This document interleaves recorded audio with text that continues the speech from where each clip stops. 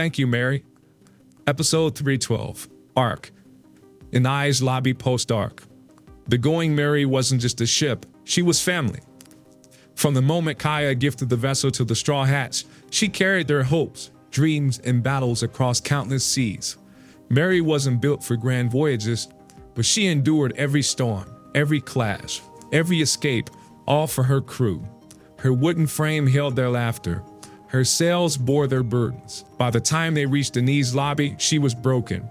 Any shipwright would have said she couldn't go on, but Mary came one last time, all by herself, to rescue them from the brink. On a frozen, silent shore at Water 7, the Straw Hats gave her a Viking funeral. The flames rose, and so did the memories. Through crackling fire, her voice echoed, "I'm sorry, I wanted to go on more adventures." Luffy fell to his knees, sobbing. He apologized to the ship that had carried them further than they had ever imagined. The captain, who never cried for himself, wept like a child for his friend made of wood and spirit. No goodbye in One Piece hit harder. No goodbye felt more human.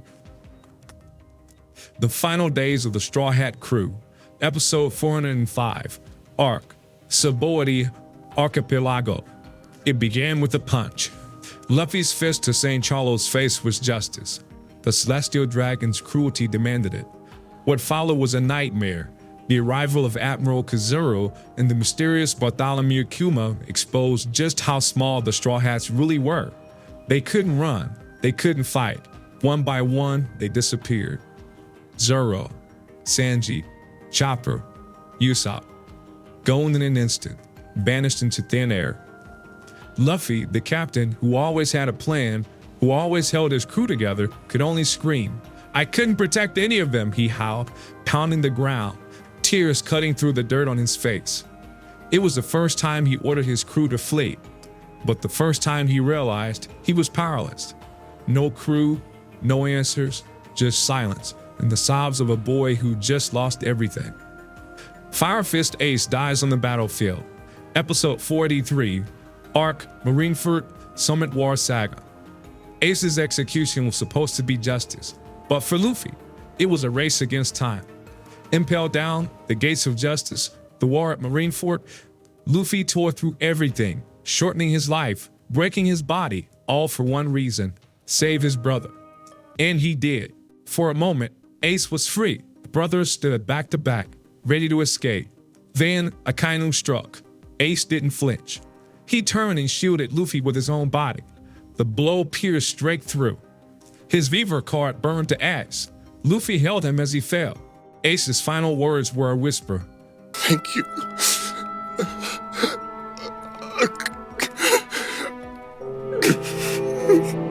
For loving me." And then, silence.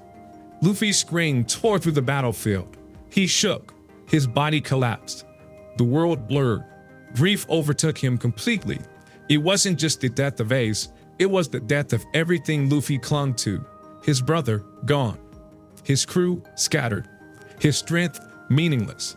Luffy cried not just in pain, but in complete emotional ruin.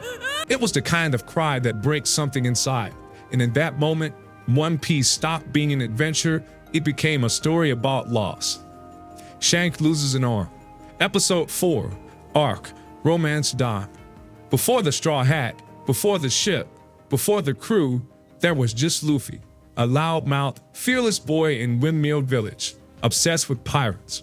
And there was Shanks, the pirate who laughed, drank, and never fought back, until the day he did. When mountain bandits threatened Luffy and threw him into the sea, the boy couldn't swim. He was sinking. A sea monster closed in, and then Shanks stood there. No sword, no scream, just a splash of red. He lost an arm. He didn't complain. Luffy was rescued, but as he looked at Shanks, the man who protected him without a second thought, the boy trembled. Tears welled up and poured down his face. Not because he was afraid, but because someone had sacrificed for him. That day, Shanks gave Luffy his hat. "Return this to me when you become a great pirate." Luffy clutched it and cried. In those tears, a promise was born. A dream took root, and the journey of the future Pirate King truly began. Luffy versus Usopp. It's heavy. Episode 236, Water 7 Arc. In Water 7, the crew's bond is put to the test. Their ship, the Going Merry, is declared beyond repair. Luffy, as captain, makes the painful decision to let it go, but Usopp refuses.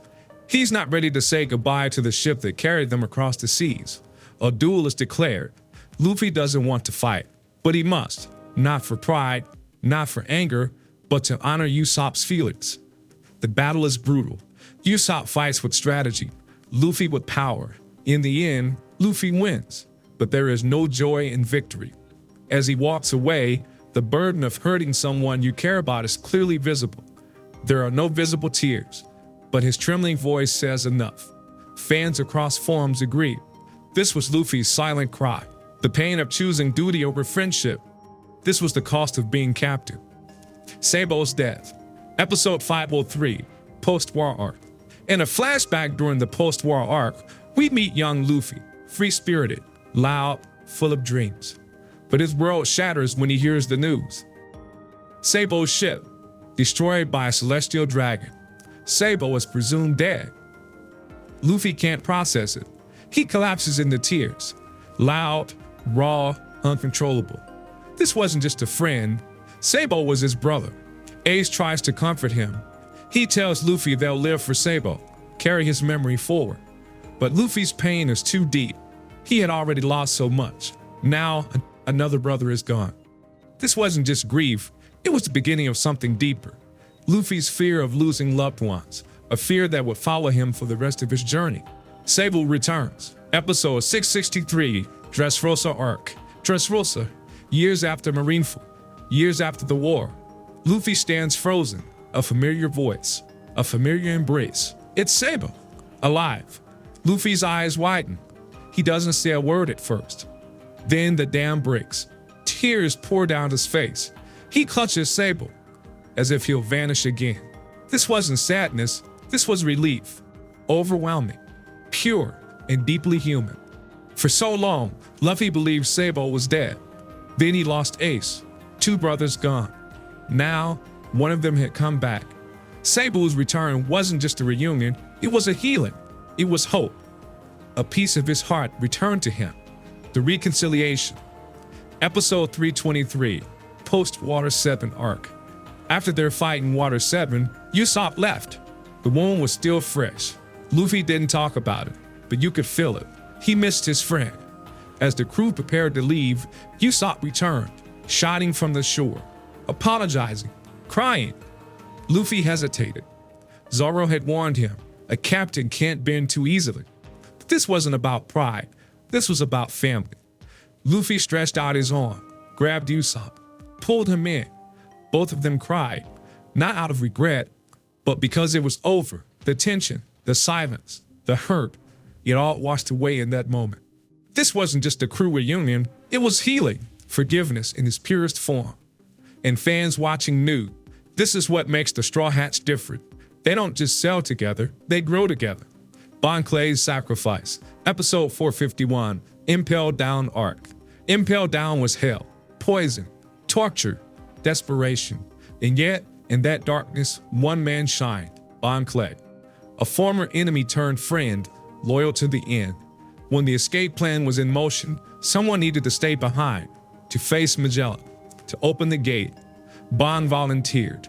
He disguised himself as Magellan, fooled the Marines, bought Luffy time, but at a price. As the ship sailed away, Luffy called out to him. No answer, just the image of Bon, standing tall, smiling. Luffy and the others cried because they knew Bon wasn't coming back. It wasn't the first sacrifice, but it was one Luffy would never forget. Bon Clay wasn't blood, but he had the heart of a straw hat, and Luffy's tears said it all.